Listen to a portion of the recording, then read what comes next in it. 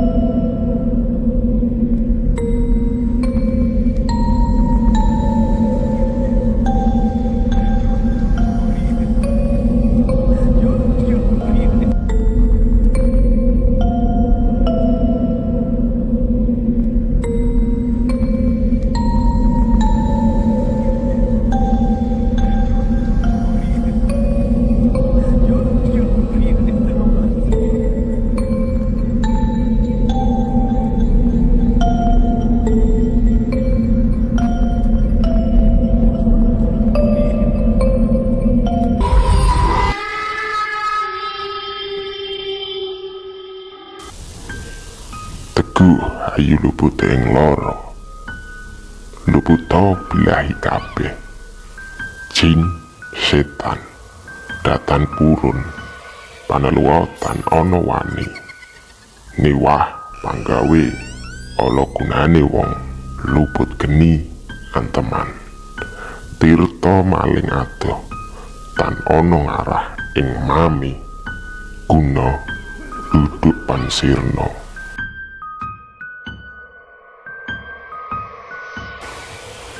Lantunan kidung berjudul Rumokso ing Wengi dikumandangkan saat itu, berisi doa dan permohonan kepada Tuhan agar dijauhkan dari segala gangguan dan godaan. Pak Broto kala itu singgah kembali ke rumah Pak Dimin, orang tua Padmi. Kala itu beliau dikabari bahwa Padmi telah diganggu makhluk halus. Pak Broto merupakan sosok yang bertubuh pendek dan berbadan gemuk.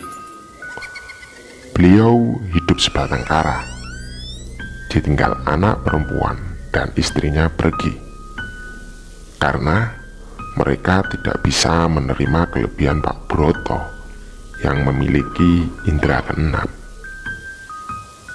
Dan Pak Dimin lah yang dianggap keluarganya saat ini. Memang benar jika firasat beliau akan kejadian ini. Saat sepulang dari rumah Pak Iman, Pak Broto juga dapat bisikan agar jangan mencampuri segala urusan yang ada di rumah Pak Iman. Akan tetapi hatinya tergerak untuk menolong, apalagi mereka sudah dianggap keluarga. Dan ketika itu Padmi bercerita jika dirinya tidak bisa pulang ke rumah dikarenakan tidak mengenali jalan pulang. Dan Padmi bercerita jika telah melihat suaminya berjalan ke arah hutan. Mendengar itu, Pak Broto terdiam sejenak. Lantas ia mengarahkan jari telunjuk ke atas, seraya lengan yang berdiri tegak dan mengambil napas dalam-dalam. Selang itu, beliau bilang, jika saat Padmi kesini, dia diikuti salah satu penunggu pohon itu. Beliau menjelaskan bahwa yang berjalan ke hutan bukanlah suaminya.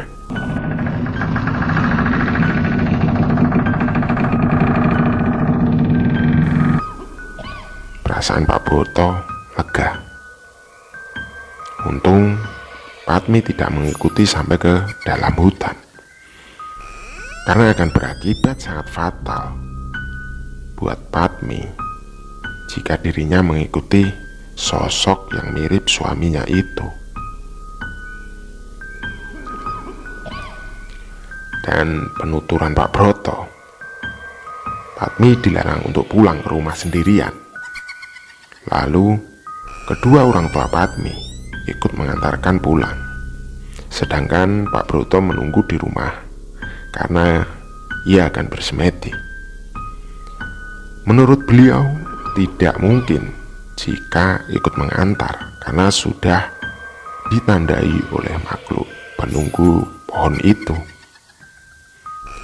Dan beliau berpesan, saat menuju rumah jangan sekali-kali mereka melihat ke belakang. Pesan dari Pak Broto diikuti oleh Padmi dan ayahnya, hingga akhirnya mereka sampailah ke rumah. Sudah melihat Paiman dulu di depan, tersenyum dan melambaikan tangan menyambut kehadiran Padmi serta mertuanya. Senyuman Paiman membuat Padmi luar biasa senang saat itu. Mereka pun lantas masuk ke dalam rumah. Tak lama setelah itu, mereka merasakan kantuk yang luar biasa. Dan tiba-tiba terbangun sudah mendengar ayam yang berkokok. Orang tua Padmi pun bergegas pamit pulang. Namun saat itu Paiman tidak ada, karena Paiman berada di kamar mandi. Dan sayangnya setelah itu tampak perubahan di diri Paiman. Tubuh Paiman penuh dengan tanda merah seperti orang yang habis dicambuk, dan tangan sampai kaki kelihatan memar. Melihat itu Padmi tak tahan jika suaminya mengalami penderitaan seperti itu. Dia pun menangis mengabari dan benar-benar membutuhkan bantuan Pak Broto. Pada waktu itu Pak Broto berjanji menyelesaikan dalam waktu 3 hari, menunggu weton hari lahir suaminya. Dan entah apa yang diperbuat oleh Pak Broto, saat itu benar-benar menepati janjinya. Setahu Padmi, sehari sebelum suaminya kembali normal, Padmi sudah tidak mendapati pohon itu di pekarangan rumah. Dan Paiman pun memilih terdiam tentang apa yang dialami. Padmi benar-benar tidak bisa berkata-kata untuk mengekspresikan perasaannya, karena saking gembiranya saat itu. Dia pun sudah melihat suaminya bercanda bersama Samidi di depan rumah, dan mereka hidup normal kembali. Dia pun tak lupa berterima kasih kepada Pak Broto saat itu. Namun saat itu Pak Broto susah untuk dihubungi. Hingga lusanya Paiman berserta keluarga memutuskan untuk ke rumah Pak Broto dan membawa barang-barang untuk tanda ucapan terima kasih. Namun saat itu sudah mendapati rumah Pak Broto yang kosong. Lalu mereka bertanya kepada tetangga sekitar. Saat itu ada salah satu tetangga yang menghampiri. Dirinya menanyakan kepentingan dari Padmi dan keluarganya. Saat itu tetangga Pak Broto memang menunggu kedatangan dari Padmi dan keluarga, karena sebelumnya sang tetangga dititipkan pesan oleh Pak Broto jika ada keluarga yang mencari dirinya, Pak Broto meninggalkan barang yang harus diserahkan kepada Padmi dan Pak Dimin. Saat itu Padmi dan Pak Dimin dititipkan kain yang berwarna putih berbentuk selendang. Dalam selendang itu bertuliskan Natas Nitis Netes. Pak Dimin bingung, kenapa kain itu bertuliskan Natas Nitis Netes, yang berarti dari Tuhan kita ada, bersama Tuhan kita hidup, dan bersatu dengan Tuhan kita kembali. Saat itu mereka dipenuhi banyak pertanyaan. Kemana Pak Broto pindah? Karena belum sempat untuk berterima kasih. Hingga selang 2 tahun lamanya, lambat laun mereka mulai melupakan Pak Broto. Namun perasaan Padmi kadang masih ada rindu kepada beliau. Orang yang ikhlas bersasa dan tak pernah mengharapkan imbalan sedikit pun. Padmi hanya bisa mendoakan kesehatan dan keselamatan beliau. Hingga pada bulan Desember, banyak para anggota Angkatan Darat melakukan latihan di daerah itu. Mereka banyak membangun tenda-tenda di hutan. Bunyi kendaraan besar berlalu lalang melewati dusun itu. Pada waktu itu masyarakat sangat senang karena tidak sedikit anggota Angkatan Darat melakukan bakti sosial yang membersihkan masjid, gorong-gorong, dan perbaiki rumah penduduk yang sudah rusak. Serta masyarakat terbantu adanya para anggota Angkatan Darat yang pertama kali datang ke dusun. Tak sedikit para warga yang mengirim makanan, buah-buahan, serta sayuran hasil pertanian.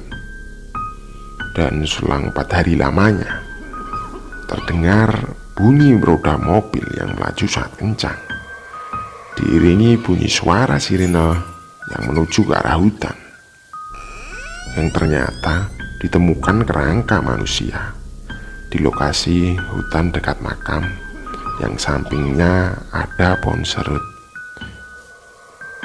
yang sebelumnya dimiliki oleh Pak Iman. Kerangka itu sudah tak dikenali, bahkan polisi sulit mengidentifikasi, sebab tidak ada anggota keluarga yang merasa kehilangan. Polisi menduga kerangka merupakan korban pembunuhan yang sangat kecil, karena ditemukan di 3 retakan di area tempurung kepala. Di bagian jari-jari pun sudah retak, serta bagian kaki, arah sendinya pun terbalik. Di sekitar lokasi masih ada bercak darah yang menempel di batang pohon serut, serta terdapat bekas darah menempel di nisan kuburan itu yang bertuliskan "Netes, bersatu dengan Tuhan kita kembali."